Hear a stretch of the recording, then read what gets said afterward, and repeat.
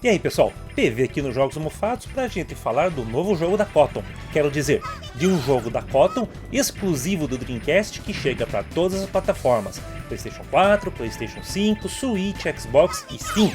Vai ter Koton para todo mundo, mas como é esse novo Koton? É um jogo de navinha que dá um olé no Space Harrier ou é só mais um jogo de novinha? Esse vídeo é uma parceria dos Jogos Mofados com o Shmups BR. O Felipe arranjou uma chave com o representante da Inin para fazer esse review e você pode assistir ele tanto nos Jogos Mofados como no Shmups BR. Se você está assistindo num dos canais, não deixe de dar uma força e assista no outro também. A Success, nas suas parcerias com a Inin Games, BIP e City Connection, relançou quase todos os jogos da Koton para videogames modernos, além de trazer jogos novos, o Koton Fantasy do Fliperama e o Koton Reboot do X68000. Só que faltava um jogo, o Rainbow Koton, que é exclusivo do Dreamcast e chega a todos os sistemas hoje, no dia 9 de maio. Como o Dreamcast não fez muito sucesso no Japão, é um jogo bem desconhecido e não muito fácil de conseguir. Para ser sincero, eu só fui conhecer anos depois, lá por 2019, e olha que eu curto jogos da Koton, o que dá uma ideia de como o jogo não é muito popular. Claro que eu tinha curiosidade com esse jogo, mas o preço não me animava, tipo, imagina anúncio no eBay com as palavras Dreamcast, exclusivo no Japão e raro na descrição, pois é né? Esse jogo é uma evolução do panorama Koton do Mega Drive, um rail shooter no estilo Space Harrier. Isso é um diferencial enorme para os outros jogos da série, todos Shmups Yoko na horizontal. Claro, ignoro aqui que existe um jogo de pachinko da Koton que só saiu para PlayStation 2 no Japão. Apesar das diferenças, o jogo tem semelhanças com os tradicionais. Além de um tiro principal, podemos coletar as fadas que nos dão mais poder de fogo. Também tem os cristais de magia. De novo, a magia de fogo vermelha, a magia azul dos raios e a magia verde das estrelas cadentes. Para variar, o cristal amarelo dá pontos. Mas algo que causa uma certa estranheza é a barra de vidas. Você ouviu direito, uma barra de vidas. No que esvazia a barra é game over. Calma que eu vou falar mais disso um pouco pra frente. O jogo é um remake da versão do Dreamcast, então deram uma polida nos polígonos e o jogo roda em resolução mais alta. Joguei a versão do PlayStation 5 que roda 4K e o resultado foi ok a meu ver. Não chega a ser uma catástrofe, mas para um jogo de 2000 dava para esperar um pouco mais dos modelos.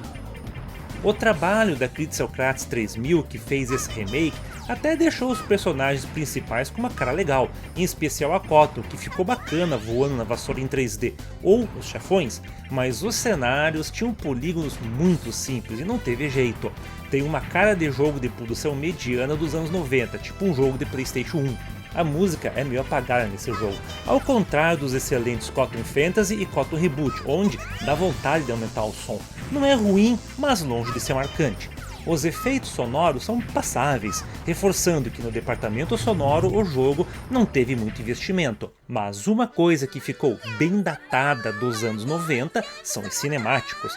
É o único jogo da Koton com cinemáticos no formato anime, só que, além de uma produção modesta, a animação foi feita pensando na compressão de vídeo do Dreamcast, então os detalhes de contorno são bem espessos para ficarem visíveis. Mas ser datado não é problema, muita coisa tem cara do ano em que foi feito e isso não é ruim. O ruim mesmo é que os cinemáticos são chatos e sem graça. Se comparar com os outros jogos da série, é claro que passaram mais tempo planejando a animação do que escrevendo o roteiro. Se antes tínhamos tiradas legais apesar de pueris, esse jogo não consegue arrancar uma risada sem forçar a barra, tipo, a gente ri mais da vergonha alheia do que da situação. O jogo conta com alguns modos além do principal. Tem um modo cooperativo que deixa a gente se divertir com mais uma pessoa que controla a fada no jogo. Já que é um remake, ao invés de ser emulado, eles colocaram um modo clássico que simula uma TV de tubo com scanlines e distorção do desenho da tela. Esse modo, inclusive, usa o controle original do Dreamcast, que a gente já vai falar dele. Esse trabalho foi esforçado e mesmo com uma produção mais modesta, com gráficos mais simples, a gente ainda podia ter um pacote bem bacana, se não fosse um problema: os controles. O original do Dreamcast já era conhecido por ter um controle que centrava automaticamente na tela e forçava os jogadores a manter o analógico pressionado. Sim, você pode testar e ver o horror que é isso no modo clássico. É brutal a diferença do mecanismo de controle entre o modo clássico e o remake. Mas mesmo com o controle moderno não sendo ruim como o original, ele ainda assim não ficou bom. Eles bem que tentaram corrigir e, para ser justo, conseguiram melhorar. Mas se pensar na maioria dos rail shooters em que movemos uma mira pela tela, as coisas funcionam um pouco diferente no Rainbow Cotton. O jogo tem duas miras, ao mover o analógico, o jogo move a mais distante e a mais próxima acompanha. Quando a gente solta o controle, a linha de tiro fica no meio dessas duas miras, que se aproximam. Se pareceu confuso, é porque não é simples mesmo e nem jogando é fácil de entender. Nas primeiras partidas eu passei mais tempo brigando com os controles até entender que não dá para esperar fazer um grande movimento e travar naquela posição. Tem que ser na base dos toquinhos, tipo como a gente fazia nos jogos de corrida do 16 bits com o gamepad, só que com um controle analógico, que não faz o menor sentido, né? Aí fica o problema de verdade, porque é bem difícil acertar alguma coisa na tela com esses controles. Claro que fazendo um grande esforço de concentração até que vai, mas quando a gente passa mais tempo focando em tentar acertar algo, tá complicado.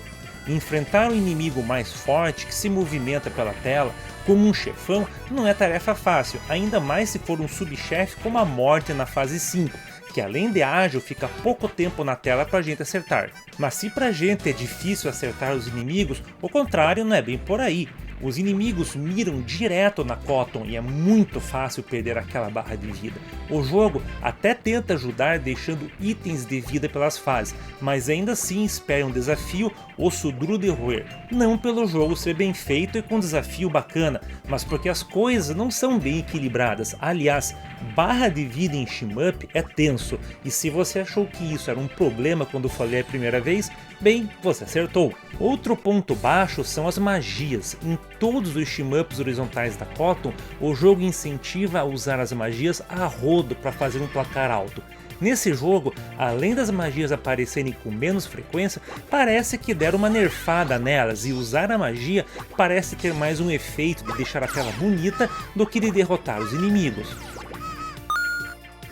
Vale lembrar que esses problemas são mais por conta do original do que da conversão da Critsocrates 3000.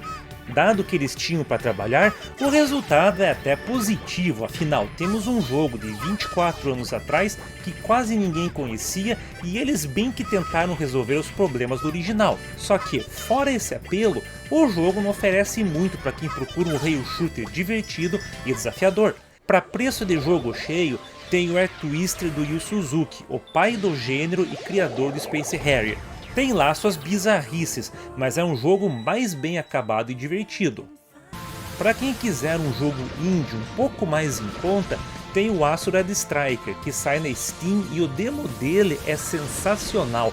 Tudo o que você espera de um rail shooter empolgante, além de ter um visual anime show de bola. Mas se você quer um rail shooter que te dê um desafio consistente, com uma mecânica de jogo mais acertada, não é o Rainbow Cotton que vai resolver o teu problema. No final, é só mais um jogo de novinha que está mais ao serviço da nostalgia da série do que da diversão dos fãs.